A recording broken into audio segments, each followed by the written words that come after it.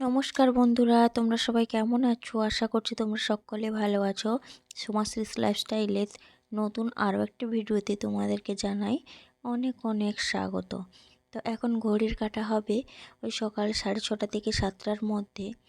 তো এই টাইমটা আমার রান্নাঘরে খুবই তোড়জোড় লেগে যায়, কারণ সকালে স্কুল থাকে, ওর জন্য ফ্রুট, ব্রেকের জন্য ফ্রুট প্লাস টিফিনের জন্যে আলাদা কিছু হেলদি খাবার বানিয়ে দিতে হয়। তো ওদের স্কুলে মানে যে একদিন রান্না করতে ইচ্ছে নেই, কিছু কেক বিস্কিট দিয়ে দেবো, হয়ে যাবে।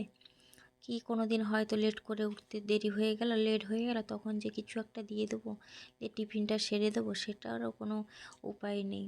তো ওদের স্কুলে হচ্ছে ওদের আনহেলদি ফুড কোনো অ্যালাউ নেই, তাই যাই হোক মোটামুটি রুটি পরোটা এইসবই বানিয়ে দিতে হয়। তার উপর ওর স্কুলের টাইমটাও বেশ অনেকটাই, তাই ভারী কিছুই বানিয়ে দিতে হয়। না হলে মনে হয় কি না, মেয়েটা মনে হয় না খেয়ে আছে, পেটটা ভরেনি। তো এর জন্য টিফিনটাও অনেকটা বেশি করেই দিই। যদি না খেতে পারে ঘুরিয়ে নিয়ে আসবে, ঠিক আছে, তবু এসে জন্য না বলে, মা আমার খিদে পেয়েছে, আজকে টিফিন যা দিয়েছো পেট ভরেনি। আমার মনে হয় প্রত্যেকটা মায়েরই এইরকমই হয়, না টিফিন বাড়তি হয়ে যাবে, এসে ফেলে দেবো তবু ঠিক আছে, কিন্তু খিদেতে যেন না থাকে। তো বেশ অনেকটাই ওদের স্কুলের টাইম, ওই জন্য একটু ভারী করেই দিতে হয়।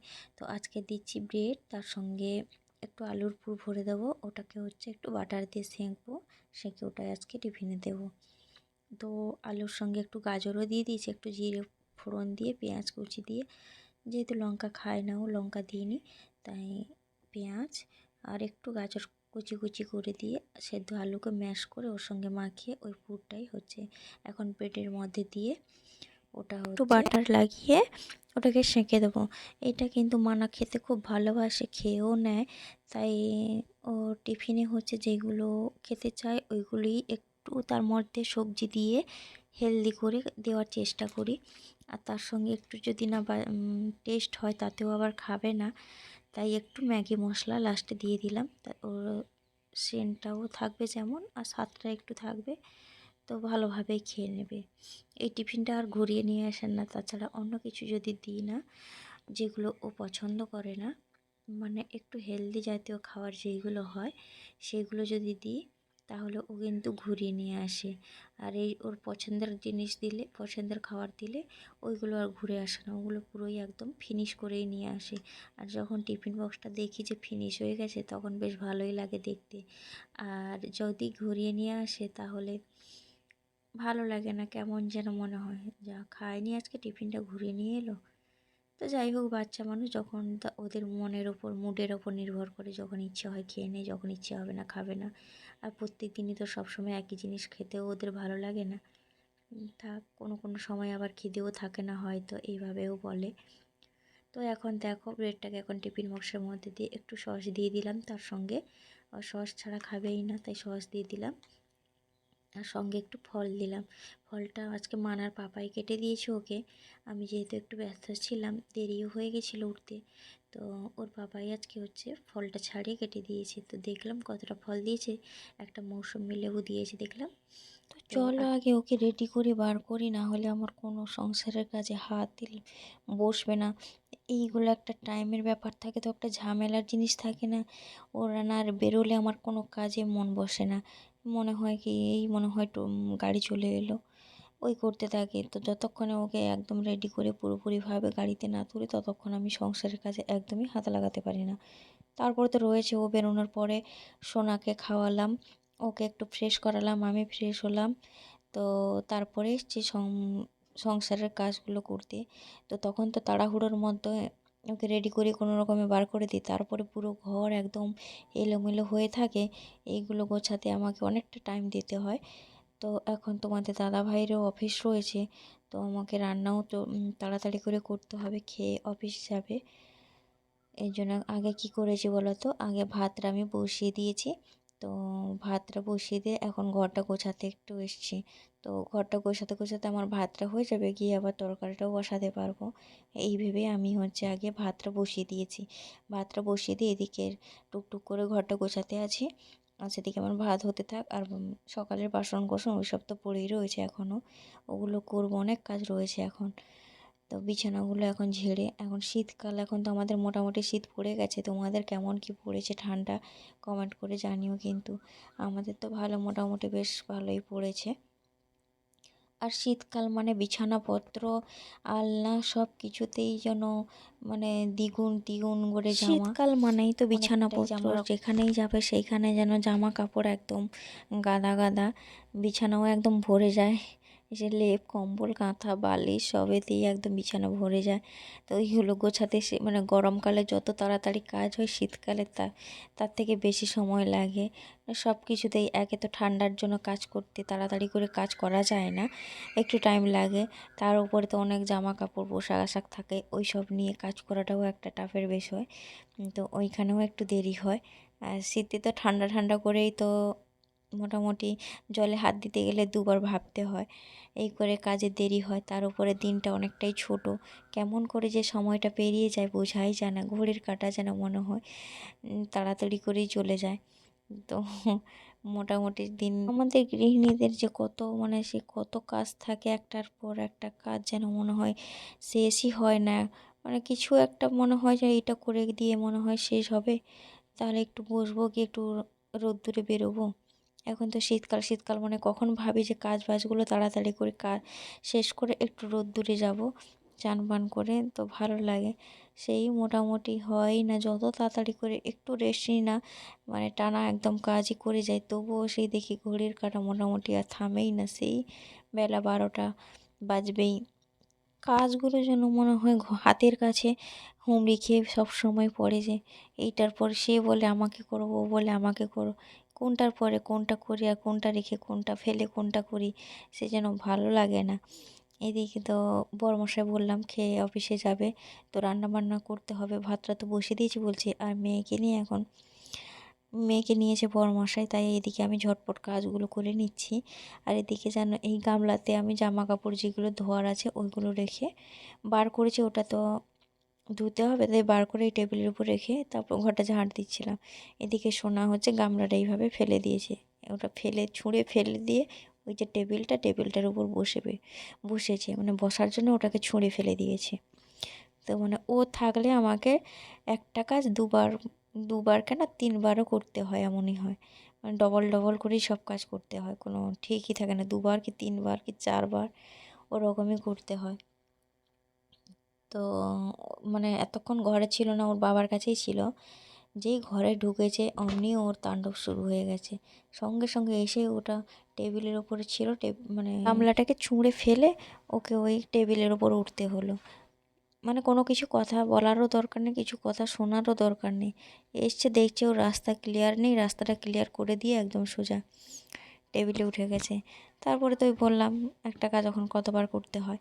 তারপরে মোটামুটি ঘরটা গুছিয়ে নিয়েছে, ঘরটা গুছিয়ে এখন ঝাঁট দিতে দিতে আমার ভাতটাও হয়ে যাবে।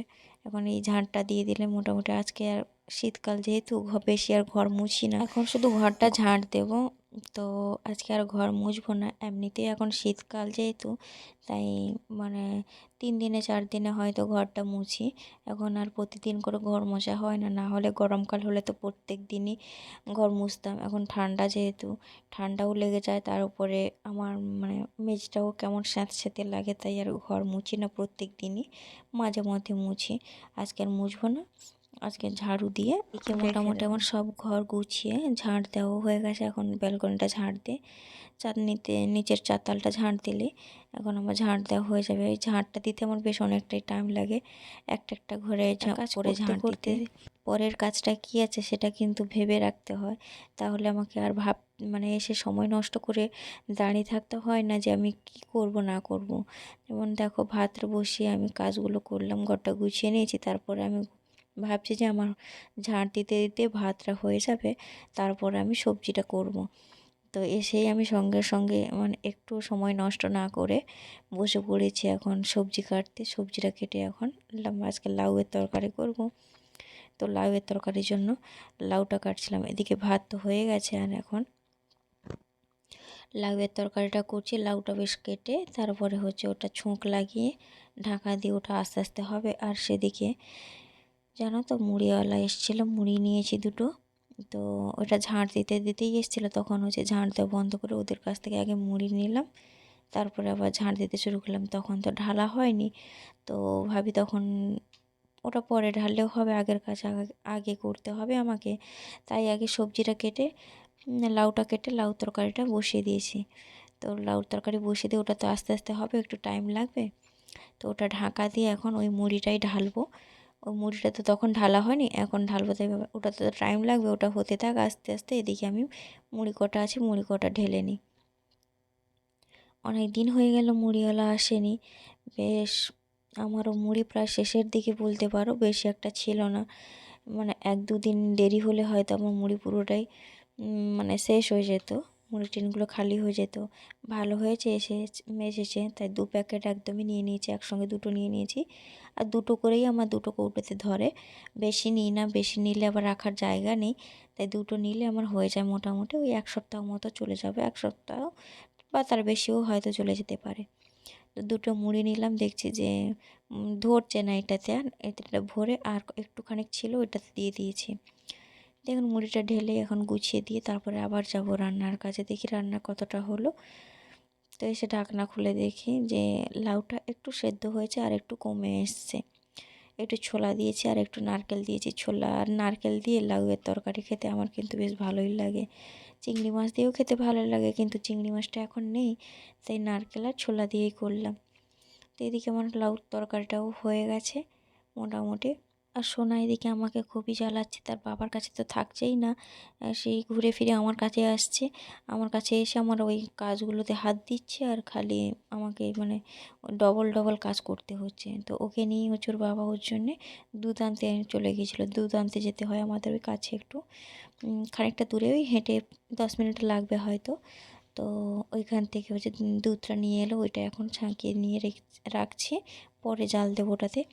আর এদিকে দেখো লাউয়ের তরকারি নামিয়ে আমি আজকে ভোলার ঝাল করেছিলাম, মাছগুলো ভেঙে গেছে দেখছি।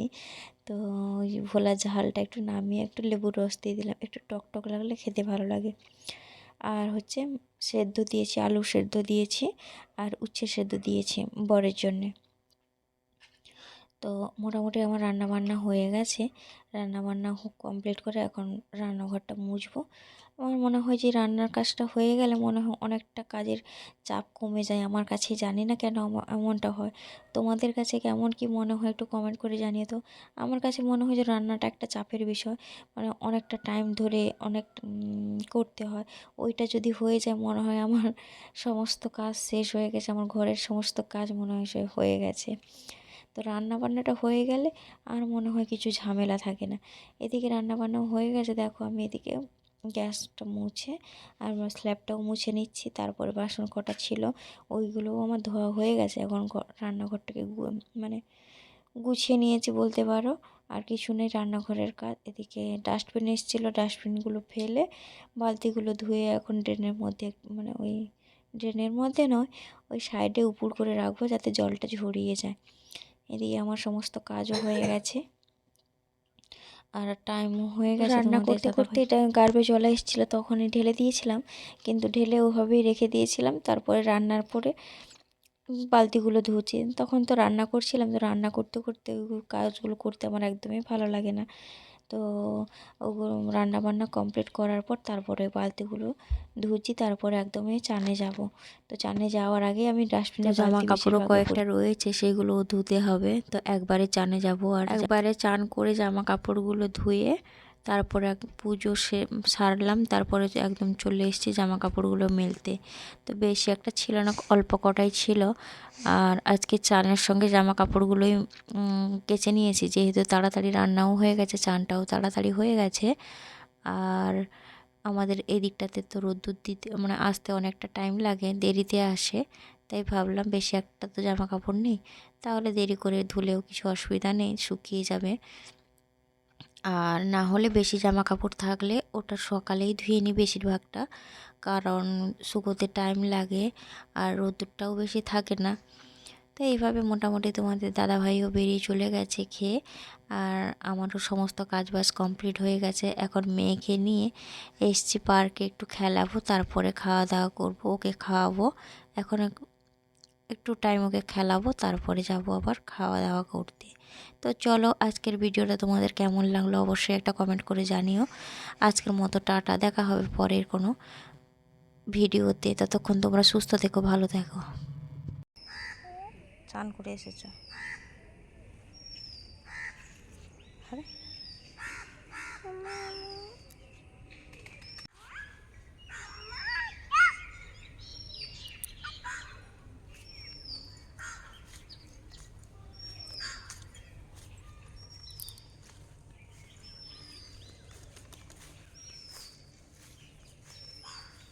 কোথায় যাবি? কোথায় কোথায়? হ্যাঁ, এটা কি হচ্ছে?